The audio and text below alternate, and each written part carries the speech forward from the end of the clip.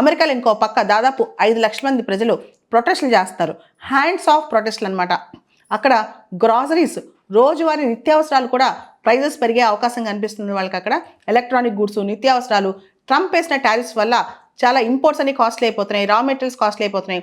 So జనానికి రోజు కావాల్సినవి కూడా అక్కడ గ్రాసరీ షాప్స్ అంటే నిత్యావసర సరుకుల దుకాణాల దగ్గర నుంచి ఎలక్ట్రానిక్ గుడ్స్ అది ఇది అని లేకుండా అన్ని, ఈవెన్ ఐఫోన్ ప్రైజెస్ కూడా పెరిగిపోతాయని చెప్పి చర్చ జరుగుతుందన్నమాట. మన వాడే ఐఫోన్ ప్రైజెస్ కూడా పెరిగే అవకాశం ఉందంట.